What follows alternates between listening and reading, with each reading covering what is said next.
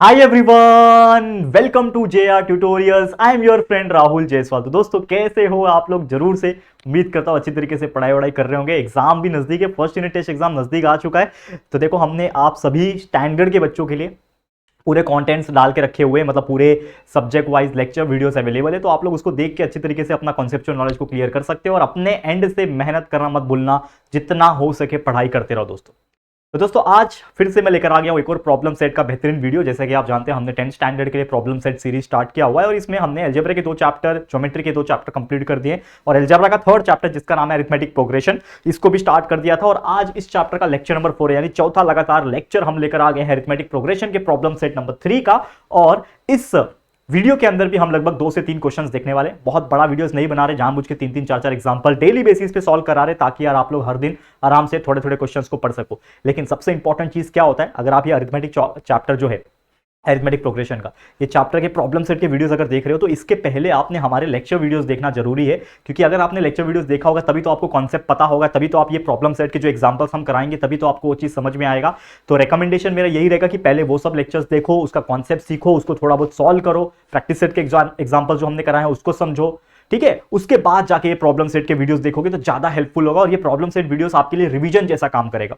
तो प्लीज ये सब चीज जरूर से फॉलो करना। चलिए आइए आज के वीडियो की शुरुआत करेंगे। तो अगेन सोशल मीडिया अगर यूज करते हो तो मुझे इंस्टाग्राम पे जरूर फॉलो कर लेना और हमारे ऐप पे एक पेड कोर्स 10th स्टैंडर्ड का हमने लॉन्च किया हुआ है।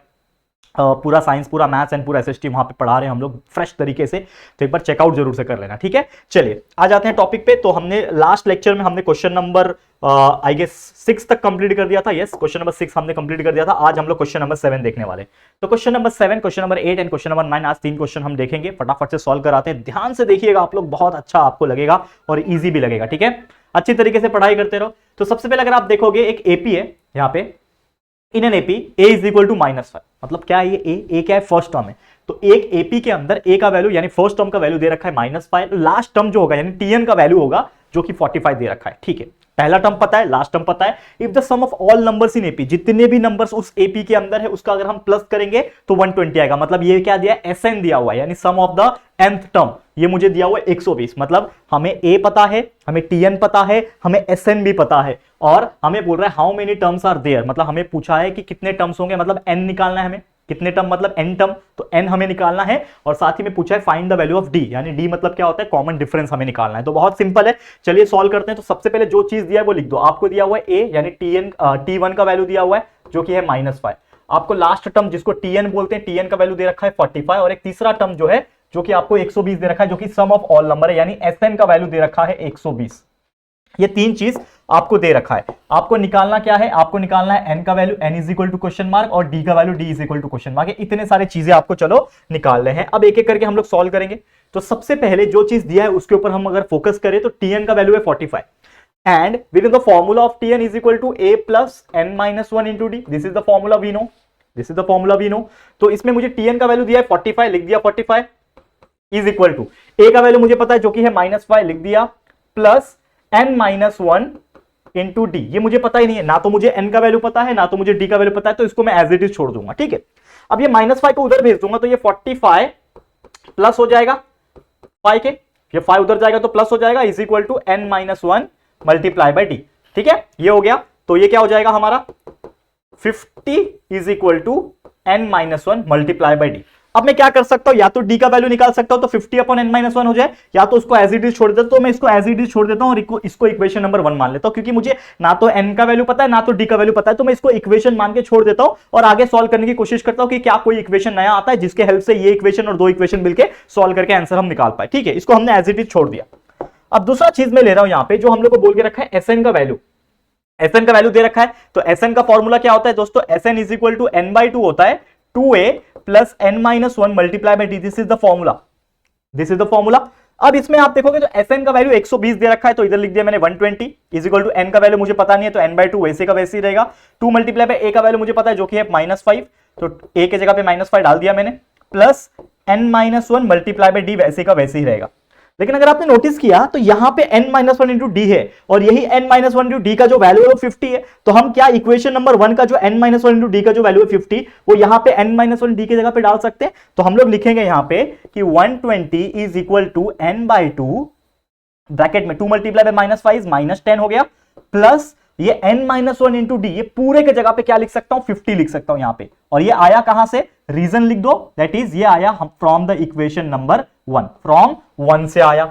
समझ में आ रहा है ये चीज, इतना आपको बहुत अच्छी तरीके से समझ में आ रहा होगा, कोई परेशानी यहां तक नहीं हुई होगी। चलो अभी नेक्स्ट स्टेप पे जाएंगे। नेक्स्ट स्टेप क्या आएगा, तो यहां पे अगर आप देखोगे तो ये 120, ये 2 120 के पास जाएगा तो 2 मल्टीप्लाई बाय 120 यानी कि 240 हो गया। ठीक है, ये 2 120 के पास मल्टीप्लाई होगा ना दोस्तों, तो 2 multiply by 120 is 240 is equal to n यहां पे बचेगा, बराबर, n यहां पे बचेगा, और इसके अंदर 50 माइनस 10 इज नथिंग बट 40, 50 में से 10 गया 40 बचा, तो n मल्टीप्लाई बाय क्या बच रहा है 40। ठीक है, यहां पे बच रहा है 40। ठीक है, कोई परेशानी यहां तक, कोई भी यहां पे कोई परेशानी आ रहा है, नहीं आ रहा है। ठीक है, अब यहां पे हम क्या करते हैं, n का वैल्यू मुझे निकालना है, तो n will be equal to और 240 था, और ये 40 मल्टीप्लाई में है तो नीचे आ जाएगा डिवाइड में, 0 0 कैंसिल, 4 1 4 एंड 4 6 24, यानी will get n will be equal to 6। हमें क्या मिल गया, n का वैल्यू मिल गया जो कि 6 आ गया। मतलब जो हमें पूछा था हाउ मेनी टर्म्स, तो हम लोग लिख सकते हैं 6 terms are there in arithmetic progression. ये वाले एपी में क्या है, ए कैपिटल, एपी में क्या है 6 टर्म प्रेजेंट है। समझ में आ गया, ये चीज आपको समझ में आ गया होगा। चलो आगे बढ़ जाते हैं। मेरे को तो n निकल गया, मेरे को तो n निकल गया, लेकिन हमको निकालना है साथ में d, find the value of d निकालना है। तो मैं क्या करता हूं, अगर आप देखोगे तो मैं क्या करता हूं, put value of n in equation number किसी एक में डाल दो। मान लो ये मेरा इक्वेशन है, इसमें अगर मैं n का वैल्यू जो कि हमने निकाला हुआ है 6 अगर डाल दूं तो d जो अननोन है वो मिल जाएगा। तो मैं क्या करता हूं, put value of n in equation number 1। Equation number 1 क्या है मेरा, देखो 50 इज इक्वल टू क्या है, 50 is equal to n-1 into d. n कितना है 6, तो यानी 6 - 1 इंटू डी। ठीक है, अब आगे सॉल्व कर लो, आगे सॉल्व कर लो। देखो यहां पे सॉल्व कैसे होगा, देखो ये 50 वैसे का वैसे इज इक्वल टू ये 6 - 1 कितना हो जाएगा, 6 - 1 इज 5 और multiply by d is 5d। तो देयरफॉर डी का वैल्यू कितना हो जाएगा 50 डिवाइड बाय 5, तो आपका डी का वैल्यू आ जाएगा दैट इज नथिंग बट 10। तो यहां से हम लोग को डी मिल गया, यानी कि जो आपको पूछा था कॉमन डिफरेंस निकालो, तो कॉमन डिफरेंस का भी हमने वैल्यू निकाल दिया जो कि आ रहा है 10।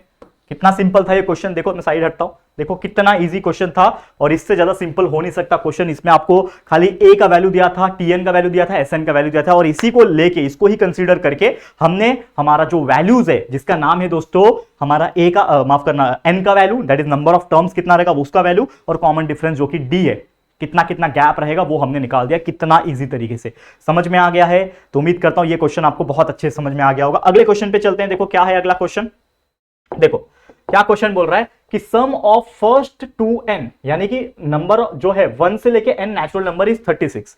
मतलब मेरा एपी क्या है, हियर द अरिथमेटिक प्रोग्रेशन क्या होगा, नेचुरल नंबर क्या होता है 1 से लेके n तक गया है, मतलब 1 होगा, 1 के बाद 2 होगा, 2 के बाद 3 होगा, उसके बाद 4 होगा, 5 होगा, और ऐसे करते करते करते करते कहां तक जाएगा वो, ऐसे करते करते कहां तक जाएगा बताओ मुझे पता नहीं है ना, क्योंकि ये कितना भी जा सकता है, नेचुरल नंबर इंफिनिटी तक होता है, तो हमने n तक लिख दिया। मतलब ये जो स्टार्ट हो रहा है स्टार्टिंग फ्रॉम द 1 2 3 करते करते करते कहां तक n तक गया। अब यहां पे हम लोग क्या बोल सकते हैं, तो देयरफॉर हमारा a का वैल्यू क्या है, फर्स्ट टर्म कितना है 1 है, कॉमन डिफरेंस कितना होगा 2 - 1 कर दो, 2 - 1 कर दोगे तो कॉमन डिफरेंस आ गया 1। ठीक है, और एक चीज हमें बोल रखा है कि सम ऑफ 1 to n, जो सम करेंगे उसका वैल्यू कितना आएगा 36 आएगा। मतलब कहीं ना कहीं हमारा Sn का वैल्यू उन्होंने दे रखा है, तो हम हमारा फॉर्मूला लगाएंगे Sn का formula we know that Sn is equal to n/2 bracket में 2a plus n - 1 multiply by d, but we don't know the value of n because we have to find the value of n। Correct है, क्या value मुझे पता है, Sn का value यानी total जो आ रहा है इनका कितना आ रहा है 36 आ रहा है, तो Sn is equal to 36, n मुझे पता नहीं है, n/2 वैसे का वैसे ही रहेगा, 2a का वैल्यू मुझे पता है जो कि 1 होगा, प्लस n वैसे का वैसे -1 मल्टीप्लाई बाय d मुझे पता है, क्या यहां पे मतलब d इज इक्वल टू 2 - 1 किया तो 1 आ गया। ठीक है, सॉल्व करते हैं दोस्तों 36। एक और चीज कर सकते हैं यहाँ पे, बताओ क्या, ये 2 को मैं इधर भेज देता हूं, 2 मल्टीप्लाई बाय 36 हो जाएगा 72 इज इक्वल टू n अकेला इधर बच जाएगा, 2 multiply 1 is 2 plus n - 1 multiply by 1 is n - 1। ठीक है, समझ में आ गया, n - 1 ही रहेगा, n - 1 को 1 से मल्टीप्लाई करो, n - 1 रहेगा, वैसे 2 - 1 करूंगा, 2 में से 1 माइनस करो 1 बचेगा, तो क्या बच रहा है अंदर 72 is equal to n, bracket में क्या बचेगा 2 - 1 इज 1 और ये प्लस n बचेगा। ठीक है, अब ये n इसके अंदर मल्टीप्लाई कर दो तो 72 is equal to n multiply by 1 is n plus n multiply by n square is n square. ठीक है, अगर मैं इसको सॉल्व करूं, इसको अगर मैं पहले तो सीधा अरेंज करूं, सीधा अरेंज करता हूं, सीधा अरेंज कर दो। तो ये कैसा दिखेगा, इसको सीधा अगर मैं लिख दूं तो पहले n स्क्वायर लिखता हूं प्लस n लिखता हूं और ये 72 को अपने साइड लेके आऊंगा तो माइनस 72 हो जाएगा और इज इक्वल टू 0। और ये कैसा दिख रहा है, n square plus n minus 72 is equal to 0। It is looking like a quadratic equation, जो हमने चैप्टर नंबर 2 पढ़ा है दोस्तों। ये कैसा दिख रहा है, ये क्वाड्रेटिक इक्वेशन दिख रहा है। तो क्या इस क्वाड्रेटिक इक्वेशन को सॉल्व नहीं कर सकते, बिल्कुल कर सकते, और सॉल्व करके n का वैल्यू जो चाहिए हमें वो निकाल नहीं सकते, बिल्कुल निकाल सकते। तो चलो इसको सॉल्व करेंगे। तो हम लोग इसको सॉल्व करेंगे बाय फैक्टराइजेशन मेथड, हम लोग इसको सॉल्व करेंगे बाय फैक्टराइजेशन मेथड। ठीक है, तो चलो फैक्टराइजेशन मेथड लगाएंगे। क्या होता है फैक्टराइजेशन मेथड, अगर आपको याद आ रहा होगा दोस्तों, तो फैक्टराइजेशन मेथड का मतलब ये होता है कि पहले आपको पहला टर्म और तीसरा टर्म को मल्टीप्लाई करना होता है। क्या करना होता है, पहला टर्म को और तीसरा टर्म को मल्टीप्लाई करना होता है। तो n square multiply by minus 72, तो लिख दो यहां पे माइनस 72 n स्क्वायर। अब इसको दो टर्म में स्प्लिट करना होता है, हमें क्या करना होता है, इस टर्म को दो ऐसे टर्म में स्प्लिट करना होता है जिसको मल्टीप्लाई करके माइनस 72 n स्क्वायर आ जाए और प्लस करके मिडिल टर्म आ जाए जो कि n। तो मुझे बताओ 72 किसके टेबल में आता है, 72 सबसे पहला ध्यान में यही आता है कि 8 9 72, करेक्ट है, यानी कि एक आ जाएगा 9n और एक आ जाएगा 7n। तो 9n multiply by 7n is 72 n square, लेकिन हमें चाहिए माइनस और यहां पे मिडिल टर्म चाहिए प्लस, यानी कि बड़ा, अगर मुझे प्लस वैल्यू चाहिए यानी कि मुझे पॉजिटिव चाहिए दोनों का डिफरेंस, क्योंकि 9 में से 9 8 जा 72 था, माफ करना मैंने गलती से 7 लिख दिया है। आप लोग सोच रहे होंगे कि क्या ये छोटी छोटी मिस्टेक कर देते हो आप, ये बड़ी बड़ी चीजें सॉल्व कर लेते हो, छोटी छोटी मिस्टेक कर देते हो जाता है यार, इतने सारे सब्जेक्ट्स पढ़ाते हैं, दिमाग में बहुत सारी चीजें मिक्सअप हो जाती है कभी कभी, तो ध्यान नहीं रहता है। तो 9 8 जा 72 होता है, लिख दिया। तो 9n में से 8n माइनस करोगे तो n आएगा, यही चाहिए हम लोग को, मिडिल टर्म। सेकंड चैप्टर पढ़ा है कि नहीं देखा है तो जाओ लेक्चर्स देखो, हमने बनाए हुए हैं यार फ्री ऑफ कॉस्ट, यूट्यूब पे भरे पड़े हैं, दो बार पढ़ाया हुआ है। ठीक है, तो मुझे करना पड़ेगा यहां पे माइनस का साइन, तो 9n माइनस 8n करूंगा तो ये n आ जाएगा, और 9n मल्टीप्लाई बाय माइनस 8 करूंगा तो माइनस 72 n स्क्वायर हो जाएगा। यानी कि हम इस चीज को कैसे लिख सकते हैं, तो पहला n स्क्वायर वैसे का वैसे पहला टर्म, ये मिडिल टर्म की जगह पे वो दो टर्म लिखेंगे जो कि है प्लस 9n माइनस 8n, और उसके बाद जो तीसरा टर्म माइनस 72 है उसको एज इट इज रखेंगे, that will be equal to 0। और इसको भी कहीं साइड में रखे रहो ताकि आइडिया लगेगा कि ये कैसे आया। ठीक है, अब दोनों का ग्रुप बना दो। ठीक है, तो इसमें कॉमन क्या है, n कॉमन n प्लस 9, यहां पे माइनस 8 कॉमन n प्लस 9। ठीक है, that will be equal to 0। तो n प्लस 9 कॉमन है दो बार, तो इसको एक बार लिखो, ये n माइनस 8 एक बार लिखो and that will be equal to 0। Therefore n plus 9 is equal to 0 हो जाएगा, बीच में और आ जाएगा n minus 8 is equal to 0। तो आपका वैल्यू आ जाएगा n is equal to minus 9 और यहां पे क्या आ गया, n इज इक्वल टू 8। लेकिन n का मतलब क्या होता है, that is the number of terms. n का मतलब जो निकालना है हमें, n का मतलब क्या होता है, नंबर ऑफ टर्म्स, और नंबर ऑफ टर्म्स कभी भी माइनस नहीं हो सकता। nth टर्म माइनस हो सकता है लेकिन नंबर कभी भी माइनस नहीं होता। अगर मैं बोलूंगा कि मेरे पास 5 आम है तो हम बोलेंगे कि 5 आम है, यानी 5 इज द पॉजिटिव नंबर। मैं ऐसा नहीं बोल सकता कि मेरे पास -5 आम है, मेरे पास -5 आम है, ऐसा नहीं बोल सकता। तो n इज इक्वल टू -9 ये नहीं ले सकते, तो we can't take negative number, तो देयरफॉर ये हमारा आंसर हो जाएगा। तो n is equal to 8, this is the final answer. यानी कि जो वैल्यू ऑफ n हमें जो निकालने बोल रहा था, ठीक है, वैल्यू ऑफ 8 जो हमें निकालने बोल रहा था वो हमने यहां पे निकाल दिया, मतलब वैल्यू ऑफ n निकाल दिया, जो कि आ गया n is equal to 8। Clear, समझ में आ गया, बहुत अच्छी तरीके से हमने इस चीज को भी पढ़ा दिया। क्वेश्चन नंबर 8 यूनिक था लेकिन करा दिया, बहुत अच्छे से आपको समझ में आ गया होगा। तो इसको प्रिपेयर कर लेना, प्रैक्टिस कर लेना, हो सके तो एग्जाम में आने के चांसेस है। ठीक है, चलो एक आखिरी क्वेश्चन, इसको भी देख लेते हैं। क्या क्वेश्चन दिया हुआ है, डिवाइड 207 इन 3 पार्ट्स, मतलब कोई एक नंबर है 207, उसको 3 पार्ट में डिवाइड करना है, सच that all parts in the AP, मतलब वो तीनों पार्ट्स क्या होंगे, अरिथमेटिक प्रोग्रेशन में होंगे, लेकिन वो तीनों पार्ट्स कौन से, वो नंबर मुझे पता नहीं है। ठीक है, प्रोडक्ट ऑफ 2 स्मॉलर पार्ट, मतलब उस तीनों में से एक बड़ा होगा, दो बाकी 2 छोटे होंगे, तो जो छोटे वाले 2 है उनको अगर प्रोडक्ट निकालो यानी मल्टीप्लाई करूं तो उसका मल्टीप्लाई करके 4623 आना चाहिए। बहुत सिंपल क्वेश्चन है, थोड़ा सा दिमाग लगाना है कि हम लोग सबसे पहले लिखेंगे let the 3 parts of number, कौन सा है, 207 बी, जो कि एपी में होना चाहिए, which is in arithmetic progression B। कौन कौन से होंगे बताओ, 3 नंबर। पहला नंबर अगर मैंने A माना तो उसके पहले वाला जो AP में होगा वो क्या होगा, A माइनस डी होगा, यानी कॉमन डिफरेंस से माइनस कर दो, और A के बाद वाला जो नंबर होगा वो A प्लस डी होगा। तो ये होंगे 3 नंबर रिस्पेक्टिवली। ठीक है, ये 3 नंबर होंगे, A, उसके आगे वाला नंबर A प्लस डी, और A के पहले वाला नंबर A माइनस डी, ये 3 नंबर होंगे रिस्पेक्टिवली। ऑब्वियसली ना, हम यही मानते हैं, हमेशा से यही माना जाता है कि पहला टर्म मेरा A होता है, फर्स्ट टर्म इज A, उसका अगला टर्म मुझे निकालना है तो कॉमन डिफरेंस प्लस कर दो, लेकिन ए के पहले वाला टर्म निकालना है तो ए माइनस डी कर लो। समझ में आ रहा है? या फिर इसके और पहले का नंबर निकालना है तो a माइनस टू डी कर लो, इसके और पहले का नंबर निकालना है तो a माइनस थ्री डी कर लो। वैसे ही a प्लस डी के आगे का नंबर निकालना है तो a प्लस टू डी कर लो, इसके आगे और नंबर निकालना है तो a प्लस थ्री डी कर लो। यही हमारा मेथड है ना। पहला टर्म हमेशा a होता है, यहां से शुरुआत हो रही है। यहां पे अगर पॉजिटिव साइड गए तो a plus D, a plus two D, a plus three D, a plus four D करते जाना है। निगेटिव साइड जाना है तो a minus D, a minus two D, a minus three D, a minus four D करते करते आपको आगे बढ़ना है। समझ में आ गया? तो मैंने कैसे लिया ये लेट करके 3 नंबर, ये आपको समझ में आ गया होगा। अब according to the first condition क्या बोल रहा है, divide 207 in 3 part such that all 3 parts are in AP and product of smaller parts will be 4620। तो आपका दूसरा कंडीशन ये है कि जो प्रोडक्ट है छोटा पार्ट का उसके साथ वो 4620। लेकिन एक और चीज है कि जो 207 जो तीनों नंबर है वो क्या है, ऐसा है कि हम लोग का वो क्या है, एपी में आ रहा है। करेक्ट है? हमारा जो ये है वो एक ही में आ रहा है। तो कहीं ना कहीं हम लोग को एक चीज बोल रहा है, क्या बोल रहा है कि 3 जो पार्ट्स होंगे, कौन से पार्ट है, सबसे पहले a नंबर, दूसरा a प्लस डी नंबर और ये a माइनस डी है।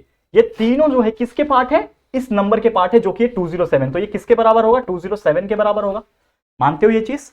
ये हमारा पहला कंडीशन है कि क्या बोल रहा है कि 207 एक ऐसा नंबर है जिसमें हम लोग अगर तीनों नंबर को अगर करें, क्योंकि अगर मेरे पास समझ लो कोई एक नंबर है 27 नंबर है, इसका जो 3 पार्ट होगा तो वो तीनों पार्ट को अगर मैं मिला दूंगा तो 27 ही बनूंगा ना। जैसे मैं एग्जांपल हूं, अब मेरे शरीर के मैंने 3 टुकड़े कर दिए, करूंगा तो नहीं, लेकिन किसी ने समझ लो मेरे शरीर के 3 टुकड़े किए, तो वो 3 टुकड़ा किसका रहेगा, तीनों टुकड़े को अगर मिला दूं तो मैं क्या बनूंगा, मैं ही बनूंगा ना, पूरा कंप्लीट मैं बनूंगा। उसी प्रकार ये 207 जो नंबर है उसके जो 3 नंबर पार्ट जो हमने लिए जो एपी में है, उन तीनों को अगर मैं ऐड कर लूंगा तो वो 207 ही बनेंगे। यानी कि इन तीनों को मुझे क्या करना पड़ेगा दोस्तों, ऐड करना पड़ेगा। तो हम लोग क्या लिखेंगे कि a माइनस डी और साथ में जो a था और साथ में जो a प्लस डी था, ये तीनों का एडिशन 207 हो जाएगा। अब प्लस कर लो, देखो ये प्लस डी है minus d cancel, a plus है इज देन 3 पे 3a is equal to 207, divide कर लो, a इज इक्वल टू कितना हो जाएगा 207 डिवाइड बाय 3, यानी 3 1 जा 3, 3 6 जा 18, 3 9 जा 27। तो आपको a का वैल्यू जो मिल गया वो है 69। यानी पहला जो टर्म है आपका, जो a आपने माना हुआ है, जो फर्स्ट टर्म क्या है वो 69 है, ये आपको मिल गया। ठीक है, निकालना क्या है, निकालना आपको क्लियरली है, क्या बोल रहा है, हाँ हमको निकालना है फाइंड द नंबर्स। हमको लास्ट में क्या बोल रहा है, हमको लास्ट में यही चीज बोला है ना, फाइंड द नंबर्स। क्वेश्चन देख लेते हैं एक बार और। ठीक है, हमको वही बोल रहा है कि जो ऐसे नंबर्स है वो हमें निकालना है। ठीक है, अब यहां पे थोड़ा सा ध्यान देना, एक दूसरा कंडीशन बोल रखा है। क्या बोल रहा है, सेकंड कंडीशन, सेकंड कंडीशन लिखो यहां पे। क्या बोल रहा है सेकंड कंडीशन, देखो product of 2 smaller parts, 2 smaller parts कौन से, सबसे बड़ा नंबर कौन सा होगा, ये तीनों में सबसे बड़ा जो नंबर होगा वो कौन होगा, a प्लस डी मेरा सबसे बड़ा होगा, उससे छोटा a होगा और उससे भी छोटा a माइनस डी होगा। यानी कि ये a माइनस डी और a जो है वो 2 छोटे नंबर है। तो हम लोग क्या लिखेंगे, स्मॉलर पार्ट्स या फिर 2 smaller parts, 2 smaller parts product किसके बराबर है, इज इक्वल टू 4623 के बराबर है। तो 2 स्मॉलर पार्ट्स कौन है, एक है a माइनस डी और ये मल्टीप्लाई होगा किससे, a के साथ, जो कि आएगा हमारा 4623 वैल्यू। करेक्ट? यहां तक समझ में आ रहा है? यहां तक तो मुझे लगता नहीं कोई परेशानी आप लोग को हो रही होगी। देखो अब ध्यान से, ये a का वैल्यू मुझे पता है 69, तो डाल दो 69 माइनस डी हो जाएगा ब्रैकेट में, मल्टीप्लाई है, a का वैल्यू अगेन 69 है, that will be equal to 4623। समझा? करेक्ट? अब इसको हम लोग क्या कर सकते हैं, अंदर मल्टीप्लाई करो, 69 का अंदर 69 मल्टीप्लाई होगा तो 69 का स्क्वायर बन जाएगा। 69 का स्क्वायर निकालो कितना होता है यार, देखो करके देखते हैं, चलो ठीक है। 69 मल्टीप्लाई बाय 69 करो, 9 9 जा 81 होगा, 8 कैरी 9 6 जा 54 प्लस 8 62, 621 हो गया, 0 यहाँ पे 6 9 जा 54, 5 कैरी 6 6 जा 36 प्लस 5 41 हो गया, तो 1 6 7 एंड 4। ठीक है, तो 4761 आ रहा है। करेक्ट, 4761, तो लिख दो यहाँ पे 4761। 69 को मैंने इससे मल्टीप्लाई किया तो कितना आ गया 4761। वैसे 69 multiply by d is nothing but minus 69d। ठीक है ना, 69 multiply by d is minus 69d and that will be equal to 4623। अब मुझे बताओ, ये 4623 को इधर लेके आ जाओ तो 4761 माइनस हो जाएगा 4623 के, और माइनस 69d उधर जाएगा तो ये हो जाएगा प्लस 69d। ठीक है, अब माइनस करके देख लो, 4761 को माइनस करो 4623 के साथ, कितना बचेगा, 11 में से 3 गया 8 बचेगा, 5 में से 2 गया 3 बचेगा, ठीक है, 7 में से 6 गया 1, और ये 138 बचेगा खाली यहाँ पे। ठीक है ना, क्या बच रहा है 138 बच रहा है। तो इन दोनों का जो सब्ट्रैक्शन आया कितना आया 138 आया, that will be equal to 69d। हमको निकालना क्या है, d का वैल्यू, यानी कि 138 डिवाइड बाय 69। ठीक है, कट करके देखो 69 1 69 होगा, 69 2 138 हो जाएगा, करेक्ट आ गया आंसर। तो डी का वैल्यू विल गेट 2। ठीक है, तो क्या चीज पूछा था, दो चीज हमें पूछा था, एक तो ए का वैल्यू, दूसरा डी का वैल्यू, ये हमने बिल्कुल निकाल दिया आराम से। क्या बोल रहा है, divide 207 in 3 parts such that all parts are in AP, product of two smaller parts will be 4623। तो हमें ए मिल गया और डी मिल गया। अब हमें तीन जो नंबर हमने कंसीडर किए वो क्या है, ए माइनस डी, ए और ए प्लस डी डाल दो। तो सबसे पहला नंबर ए माइनस डी, दूसरा कलर ले लेता हूं यहां पे, ए माइनस डी पहला नंबर है जो कि होगा ए कितना है 69 माइनस डी कितना है 2, तो ये हो जाएगा 67 पहला नंबर। फिर ए है मेरा, तो ए का वैल्यू तो डायरेक्ट 69 आ रहा है, और तीसरा नंबर है ए प्लस डी जो कि होगा 69 plus 2 that will be equal to 71। यानी कि अगर मैं बात करूं तीन नंबर की, तो our 3 number is equal to कौन कौन से हो जाएंगे, एक है 67, दूसरा है 69 और तीसरा है 71। This is your final answer. तो तीनों नंबर कौन कौन से, 67, 69 and 71। This is your 3 number जो हमें पूछा था निकालने के लिए। क्लियर, समझ में आ गया? तो बस दैट्स इट। फिर आज का लेक्चर फिर क्या करते हैं हम लोग, इसी के साथ एंड करते हैं। जैसे मैंने बोला कि हम लोग एक ही दिन में पूरा नहीं करा रहे, 3-3 4-4 क्वेश्चंस करा रहे। तो आज का 3 क्वेश्चंस हमने कंप्लीट करा दिया है। अब अगला लेक्चर जो आएगा उसमें हम बाकी रिमेनिंग जो एग्जांपल्स है उसको हम लोग डिस्कस करेंगे। ठीक है, तो आज के लिए इस वीडियो को एंड करता हूं। उम्मीद करता हूं आप लोग पढ़ाई करते रहोगे और अपने एंड से जो भी हमने पहले से प्रैक्टिस सेट के वीडियोस बना के रखे, कंसेप्ट वाले जो वीडियोस बना के रखे, उसको अच्छी तरीके से देखो और पढ़ाई करते रहो। ठीक है, तो आज के लिए इतना ही। ये वीडियो आपको कैसा लगा जरूर से कमेंट करके बताइएगा। वीडियो पसंद आया तो प्लीज वीडियो को लाइक कर देना, अपने दोस्तों के साथ शेयर करना, और अपने दोस्तों को सभी लोग को यार, जितने भी कोई भी स्टैंडर्ड के बच्चा हो, 6 से लेकर 12 तक के वीडियोस हमारे इस जेआर ट्यूटोरियल पे प्रेजेंट है, तो प्लीज सबको शेयर करके बताते रहना हमारे इस चैनल के बारे में, ताकि यार लोग आके आराम से free of cost best quality education के साथ पढ़ाई कर सके। ठीक है, तो शेयर करते रहना अपने दोस्तों के साथ। तो जल्दी मिलेंगे फिर एक और न्यू वीडियो में, तब तक के लिए thank you and good bye.